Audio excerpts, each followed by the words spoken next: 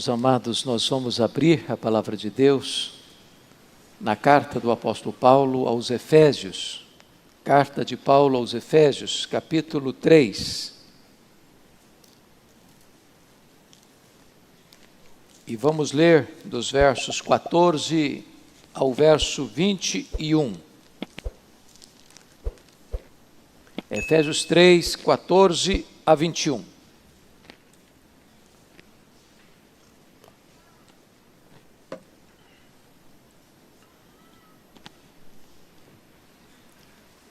Este texto que vamos ler é literalmente uma oração feita pelo apóstolo Paulo. Aliás, a segunda oração que ele faz nesta breve carta.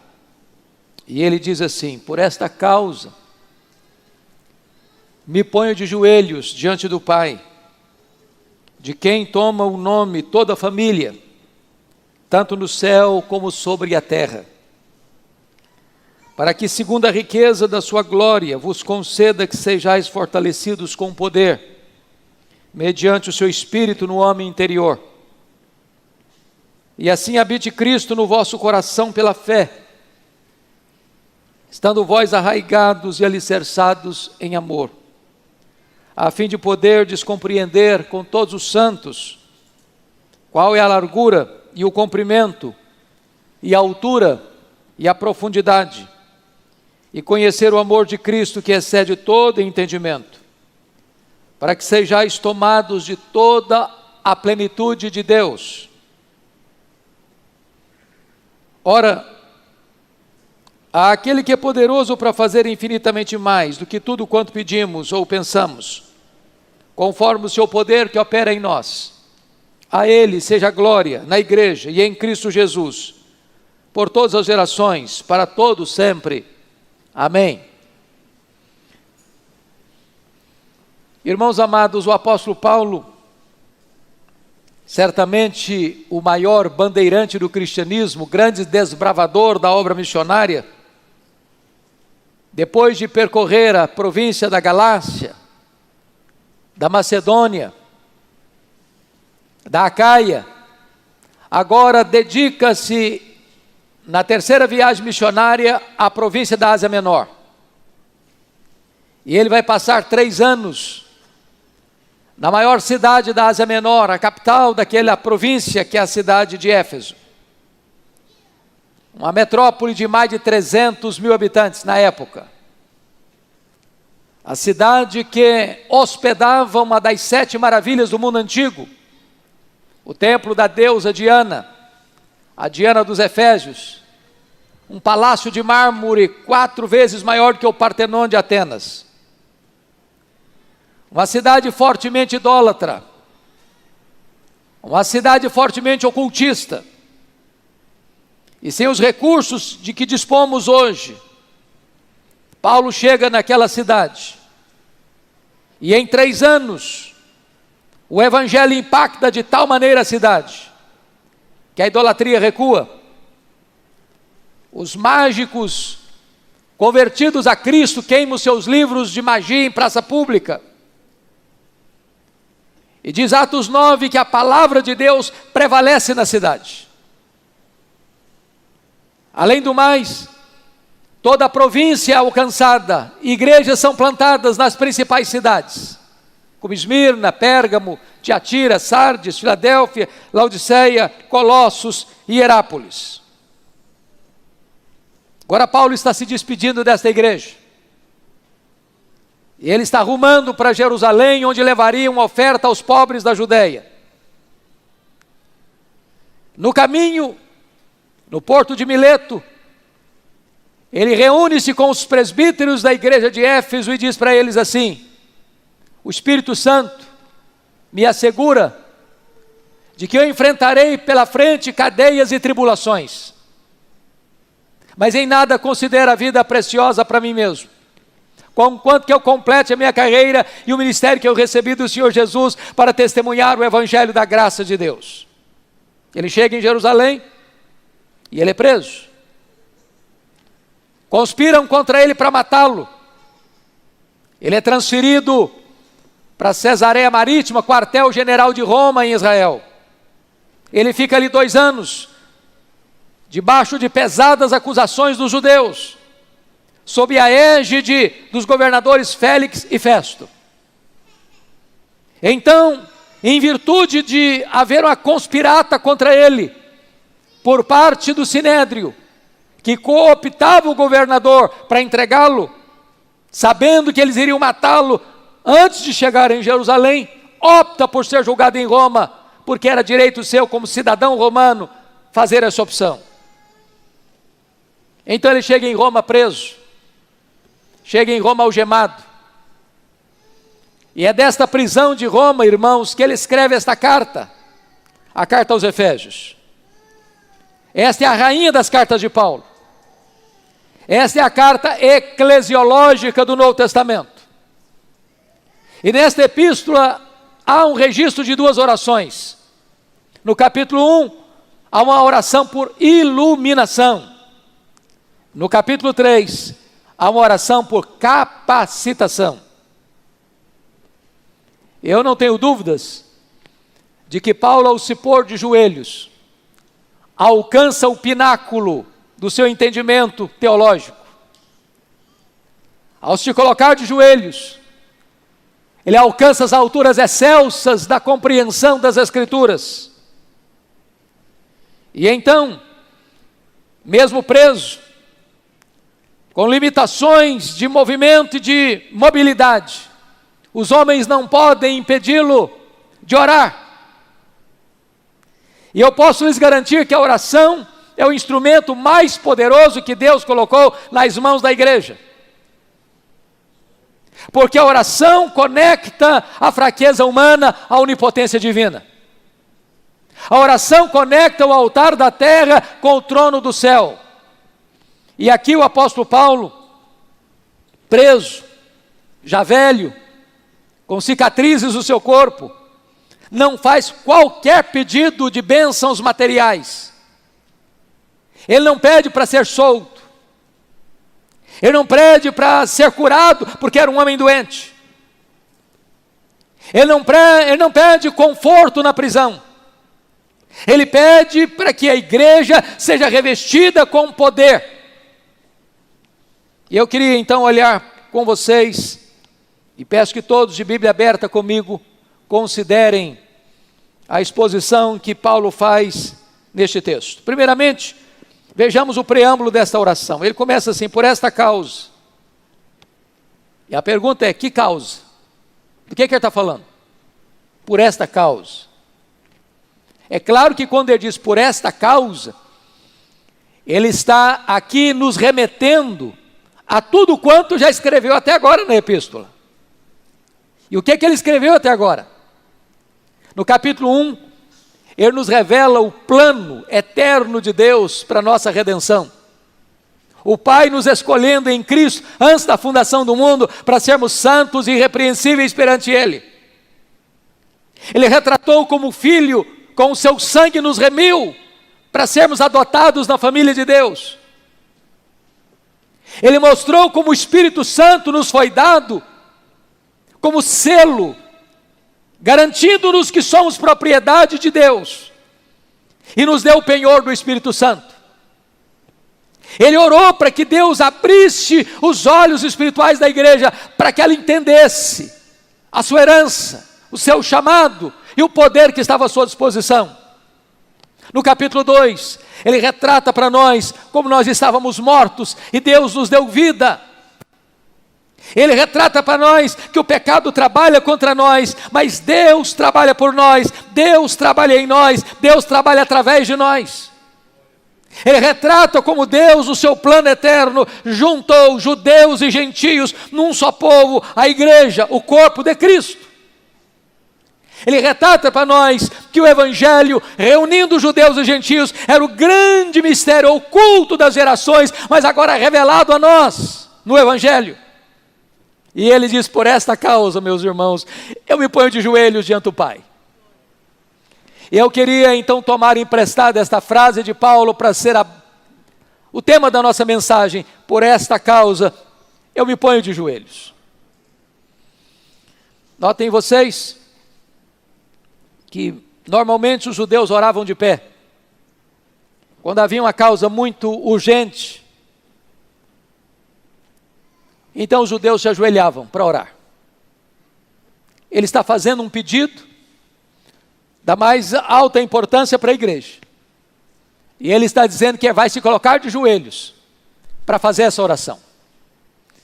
E ele então coloca a motivação, revelando a exultação pela obra de Deus na igreja, quando ele diz no verso de número 14 e 15 o seguinte: por esta causa me ponho de joelhos diante do Pai, de quem toma o nome toda a família, tanto no céu como sobre a terra. Quando ele fala toda a família, tanto no céu como sobre a terra, ele está se referindo à mesma igreja em duas dimensões. A igreja triunfante é a igreja do céu, a igreja militante é a igreja da terra.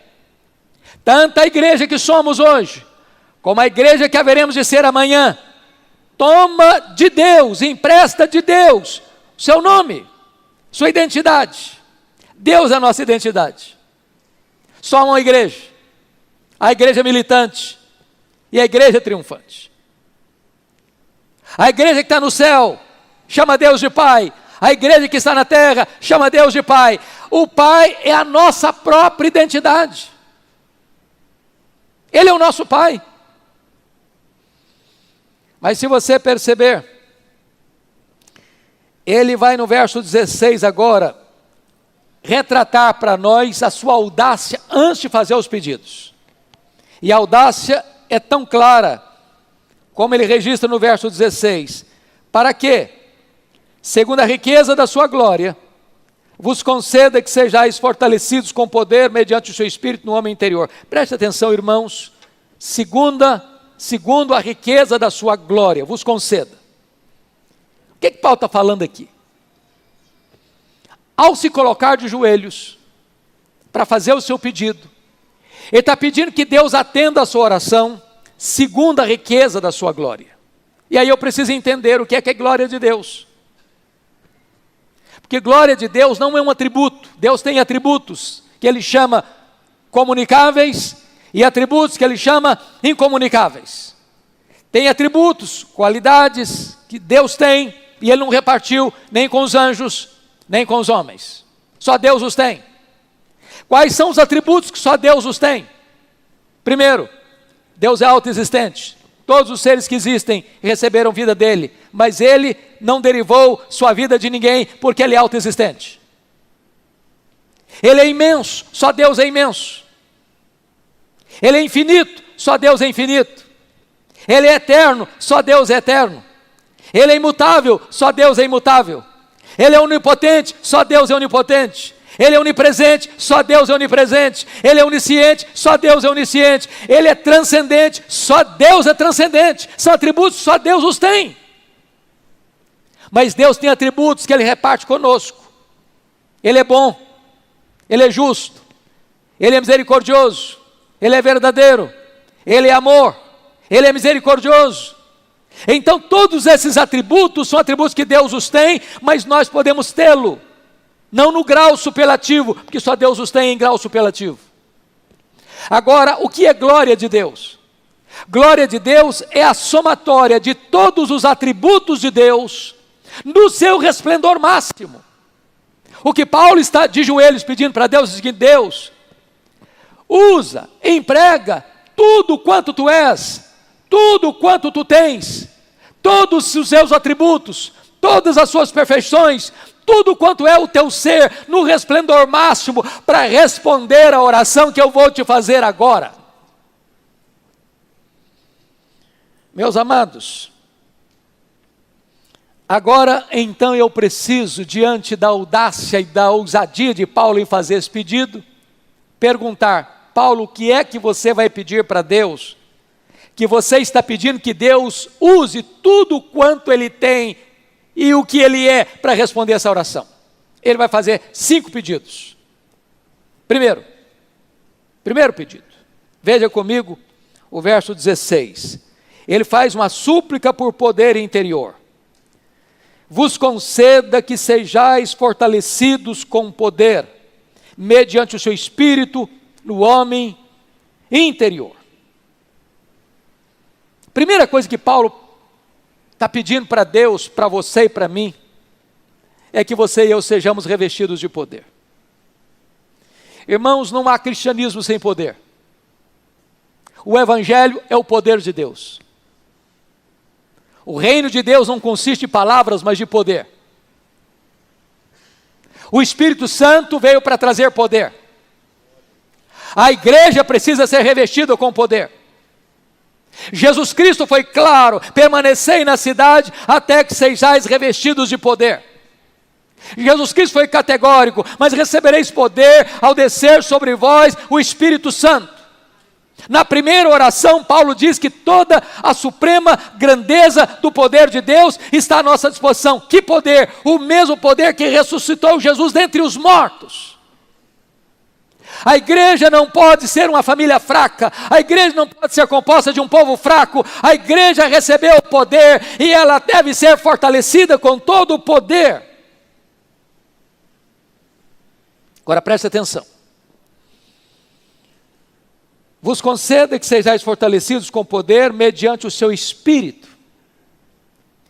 Esse poder, irmãos, não é conhecimento que nós adquirimos, não é técnica que nós adquirimos, não é qualquer fenômeno místico que nós desenvolvemos. Não, esse poder é mediante o Espírito. É Ele quem dá o poder. É Ele quem reveste a igreja de poder. Mas como poder? Paulo responde na oração, e ele diz aí: mediante o seu Espírito no homem interior. Não é coisa espalhafatosa, espetaculosa, não é fogaréu planejado e enfeitado pelo homem, como fogo fato, plástico, para os homens admirarem. Poder no homem interior, para uma qualidade de vida maiúscula, para uma vida consistente, coerente com o Evangelho. É disso que Paulo está tratando aqui. E eu gostaria então de pensar com vocês, à luz do livro de Atos, por exemplo, que todo crente, irmãos, tem o Espírito Santo. Se você não tem o Espírito Santo, você não pode dizer que é um crente. Ninguém pode dizer Senhor Jesus senão pelo Espírito Santo. Quem não tem o Espírito de Cristo está não é dele. Mas uma coisa é ter o Espírito Santo presente, outra coisa é ter o Espírito Santo presidente. Uma coisa é ter o Espírito Santo, outra coisa é ser cheio do Espírito Santo. Uma coisa é ter o Espírito Santo, outra coisa é ser revestido com o poder do Espírito Santo. É desta maneira então que Paulo está orando para que o Espírito Santo nos capacite, nos revista. Talvez você pergunte, mas poder para quê, pastor? Poder, à luz de Atos 1, para sair da especulação teológica para o campo da ação. Poder para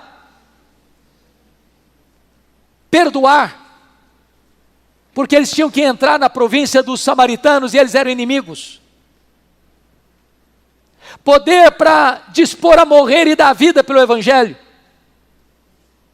Poder para olhar as fronteiras mais distantes do mundo e levar o Evangelho a elas até os confins da terra. Sem poder, irmãos, a igreja fica recuada entre quatro paredes. Sem poder, nós capengaremos na vida espiritual e não alcançaremos o voo das águias, nas alturas excelsas. Então este é o primeiro pedido de Paulo. Mas tem um segundo pedido nessa oração. Vejam comigo, por favor, no versículo 16 e 17. Mediante o seu Espírito no homem interior, e assim habite Cristo no vosso coração pela fé. O segundo pedido é a habitação de Cristo no nosso coração. E aqui é uma coisa prática.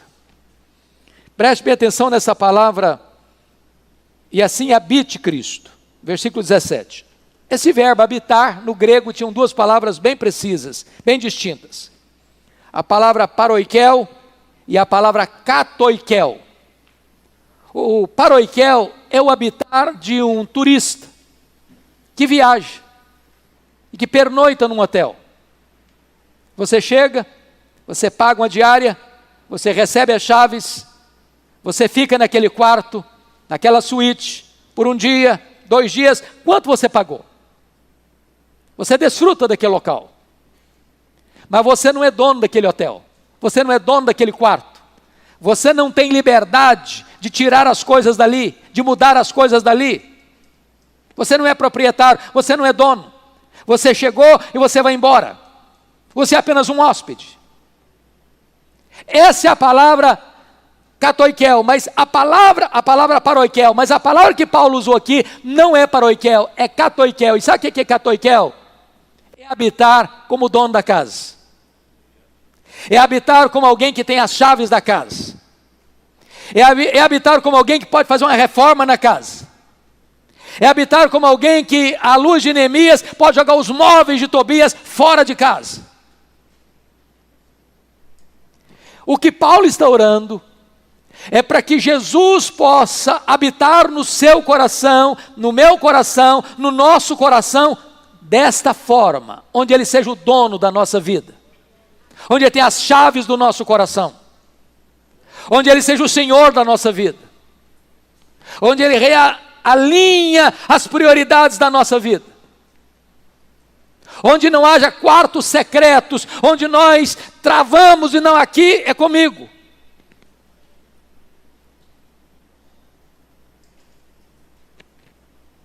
Agora eu queria que você parasse e pensasse comigo.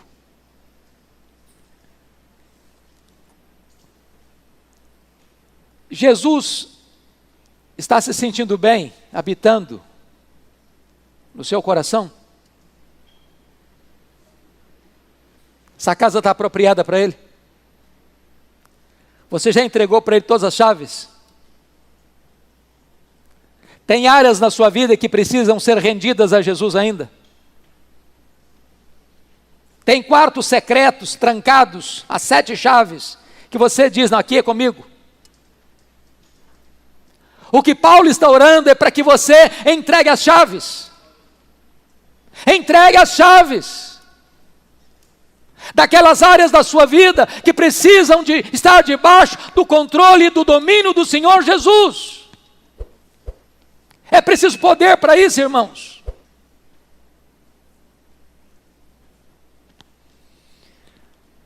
Ao terceiro pedido, e o terceiro pedido, confiram comigo, está aí no versículo de número 17. E assim habite Cristo no vosso coração, pela fé, estando vós arraigados e alicerçados em amor. Ele está pedindo um aprofundamento do amor fraternal. Sabe por quê? Tem gente fácil de amar. Tem gente que para amar você precisa de poder.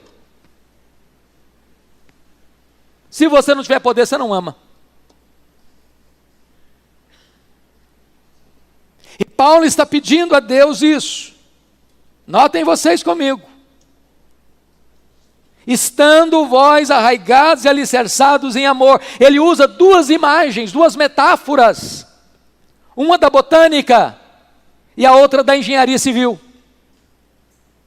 A ideia aqui de arraigados é de uma árvore que está plantada com raízes profundas, que a tempestade chega e açoita essa árvore, e ela mantém-se firme porque tem raízes profundas.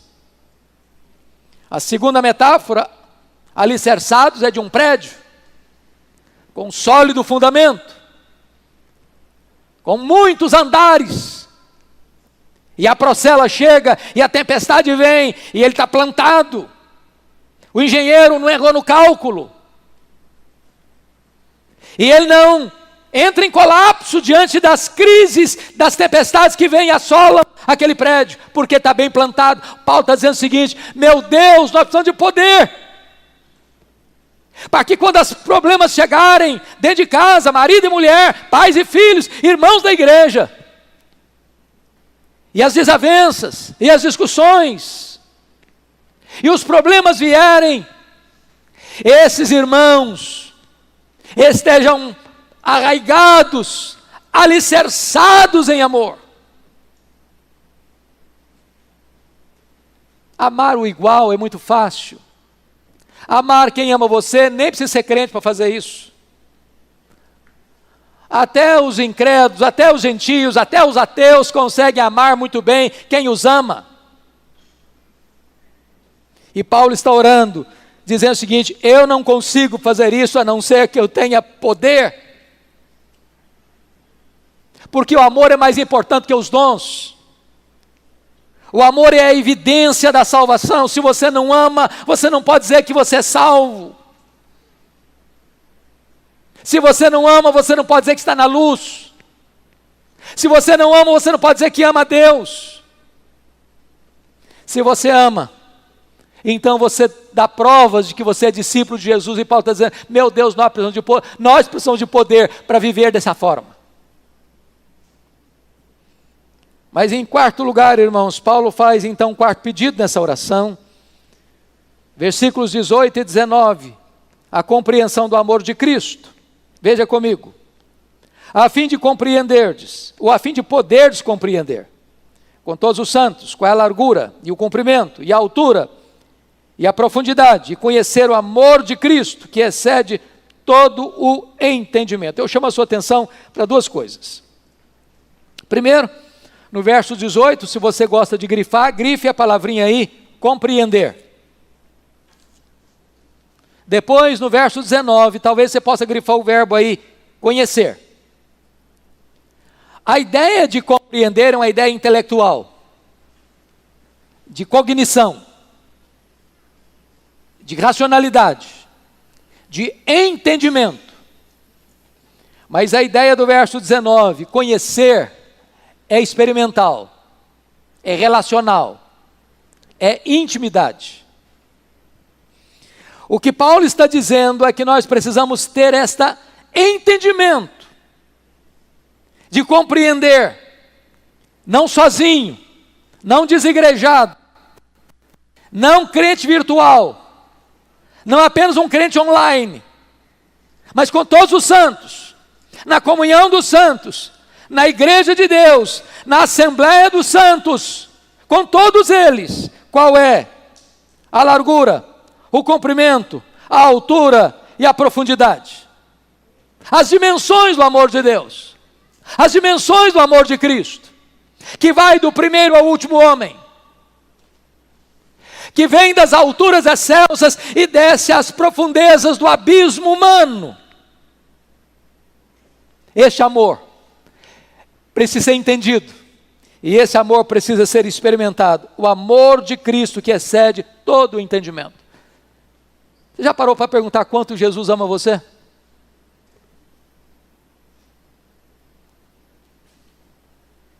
Sendo Deus, ele se fez homem. Sendo rico, ele se fez pobre. Sendo santo, ele se fez pecado. Sendo bendito, ele se fez maldição. Sendo honrado pelos anjos, sujeitou-se a ser cuspido pelos homens. Sendo o autor da vida, ele se dispôs a morrer pelos seus pecados. Sendo amado do Pai, ele bebeu sozinho o cálice amargo da ira de Deus.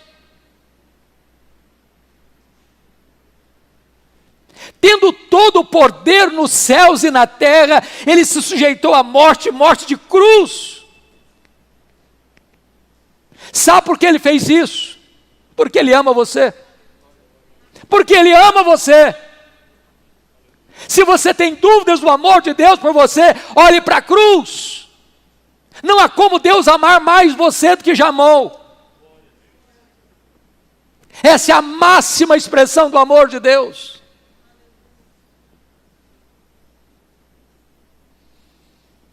Mas em último lugar, irmãos, quinto pedido, é o mais elevado. Eu diria que é o mais incompreensível de todos os pedidos feitos na Bíblia. Paulo suplica pela plenitude de Deus.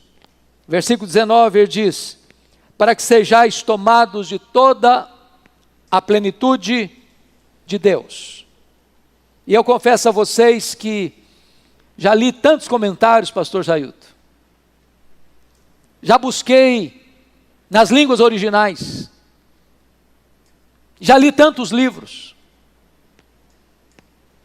E eu confesso que talvez nós só consigamos arranhar a superfície do que Paulo está pedindo aqui. Porque ele está pedindo para que você e eu sejamos tomados não de Deus, não da plenitude de Deus, mas de toda a plenitude de Deus. Já olhamos agora há pouco quem é Deus, seus atributos, mas só chama atenção para um. A Bíblia diz que Deus é transcendente. Numa linguagem bíblica, nem o céu dos céus pode contê-lo. Quando você pergunta aos astrônomos o tamanho da obra que Deus fez, eles não sabem responder com precisão. O que eu posso garantir a você é que o universo não é infinito, porque infinitude é um atributo exclusivo de Deus. Talvez infinito seja para nós, porque nunca houve, talvez jamais haverá, um homem que possa dizer: aqui está o último limite do universo.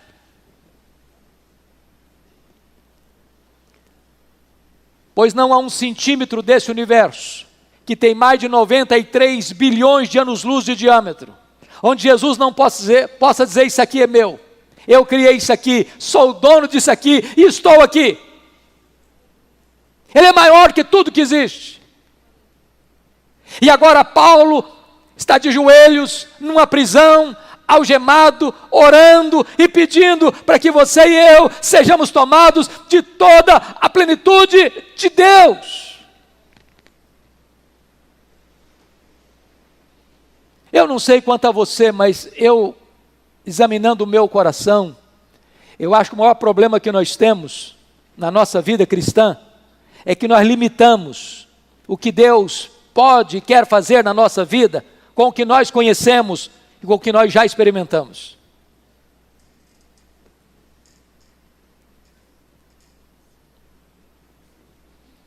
Quando Paulo faz essa oração, ele extrapola, ele excede, ele vai além da compreensão humana.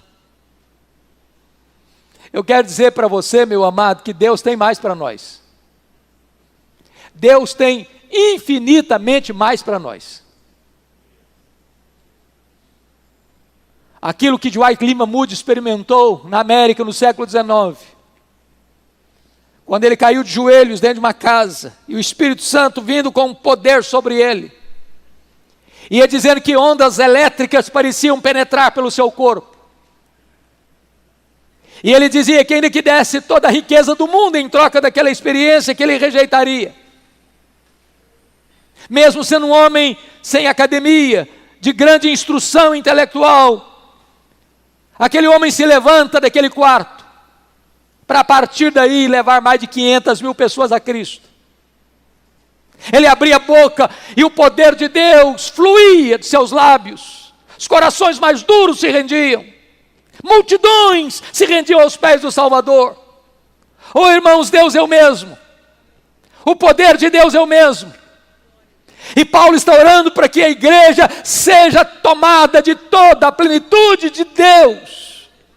Nós não podemos nos conformar com o cristianismo raso, nós não podemos nos conformar com o cristianismo medíocre, nós não podemos nos conformar com a vida opaca, uma vida insossa, uma vida rasa, uma vida morna, se temos na nossa disposição a suprema grandeza do poder de Deus.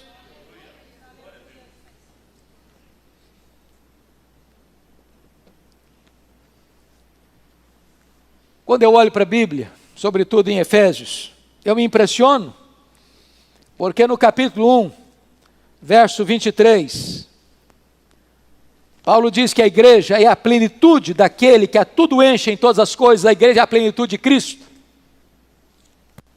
Quando eu olho aqui em 3,19, Paulo está dizendo para que eu seja tomado de toda a plenitude de Deus, Deus Pai. Mas quando eu olho o capítulo 5, verso 18, Paulo diz: enchei-vos do Espírito, e a igreja pode ser cheia do Espírito Santo de Deus, plenitude do Pai, plenitude do Filho, plenitude do Espírito Santo. Talvez você argumente assim: bom pastor, mas é provável que Paulo estivesse delirando naquela prisão. O pedido é grande demais, é ousado demais. E ele vai mostrar a capacidade de Deus para responder no versículo 20. Você pode ler o verso 20 comigo em voz alta, por favor, toda a igreja? Ora, aquele que é poderoso para fazer infinitamente mais do que tudo quanto pedimos ou pensamos, conforme o seu poder que opera em nós. Esse versículo só faz sentido pleno para nós quando você entende o que ele pediu. Porque já pediu algo que não dá para medir. Já pediu algo que não dá para você compreender. Ele pediu para que a igreja seja tomada de toda a plenitude de Deus. Paulo, você está sendo ousado demais, você está sendo audacioso demais, você pediu demais, você não mediu as consequências do seu pedido, e aquele pedido que é máximo, ele está dizendo, ora, Deus é poderoso para fazer infinitamente mais. Eu não sei o que é infinitamente mais do que eu já tinha pedido. O que cabe a nós é entender uma coisa: Deus tem mais para nós. Deus tem infinitamente mais para nós. E ele não poderia terminar, portanto, essa oração a não ser com a doxologia. No versículo 21, a ele seja a glória, na igreja e em Cristo Jesus, por todas as gerações e para todos sempre. A igreja é a esfera onde a glória de Deus se manifesta. É glória no corpo, é glória na cabeça, é glória no tempo, é glória na eternidade. E Paulo diz, por esta causa, eu me ponho de joelhos. Queria que por um momento você fechasse os seus olhos e você fizesse algumas perguntas a você mesmo.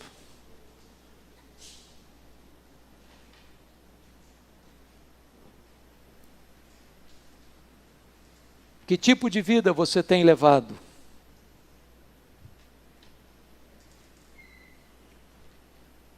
O que você conhece acerca deste assunto que Paulo está orando aqui? Você tem sido revestido com poder mediante o Espírito Santo no seu homem interior?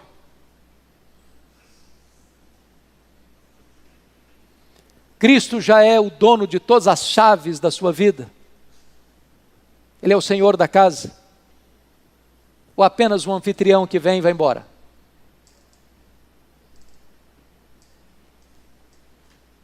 Você tem amado os seus irmãos? Não amor raso, que passa um vendaval e derruba. Você tem raízes profundas, alicerces inabaláveis?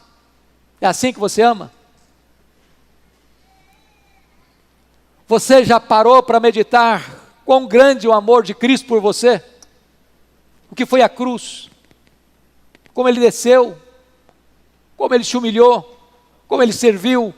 Como ele sofreu? Como ele sangrou? Tudo por amor a você. Você tem sido tomado de toda a plenitude de Deus. Eu gostaria que hoje você clamasse ao Senhor. Meu Deus, eu não quero apenas ouvir falar. Eu quero experimentar este poder. Eu não quero apenas recorrer à história para saber quando tu fizeste, onde tu fizeste, como tu fizeste. Meu Deus, eu quero que tu faças outra vez na minha vida. Por esta causa, eu me ponho de joelhos. Se você quer nesta noite clamar ao Senhor para que isso aconteça na sua vida, eu gostaria de convidar você, onde você está, no seu lugar, aqueles que puderem, vamos nos colocar de joelhos. Porque se Paulo fez isso, por que não fazermos também? Por esta causa, eu me ponho de joelhos. Nós vamos orar ao Senhor.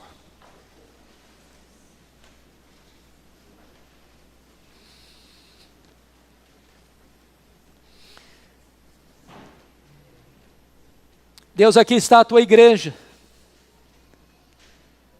carente da tua graça,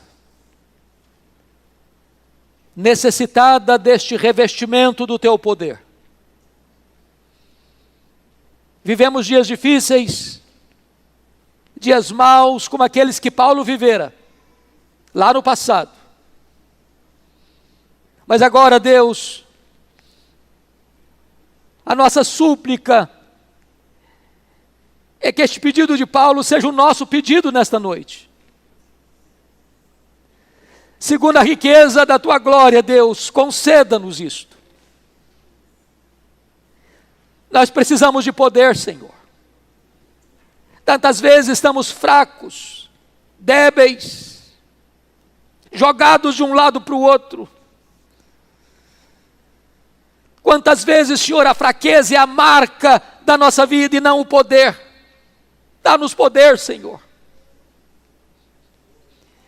Nós não queremos nada daquilo que Tu não prometeste, nós não queremos nada daquilo que não é promessa da Tua palavra, nós não queremos ir 1 centímetro além da Tua palavra, nós não queremos ficar aquém, nem 1 centímetro, Senhor. Tudo quanto Tu prometeste nós queremos, nós precisamos. Ó Deus, em nome de Jesus, fortaleça o nosso homem interior. Fortaleça os nossos sentimentos, fortaleça a nossa razão, fortaleça o nosso entendimento, fortaleça a nossa fé. Nós queremos ser robustos na fé, Senhor. Em nome de Jesus, meu Deus, toma as chaves do cofre da nossa vida. Aquelas áreas, meu Deus, que ainda nós somos tentados a tomar conta, aquelas áreas que nós somos vulneráveis, Senhor, e temos dado vazão tantas vezes à carne, tantas vezes sofremos vergonha, derrota. Toma essas chaves das Tuas mãos, Senhor.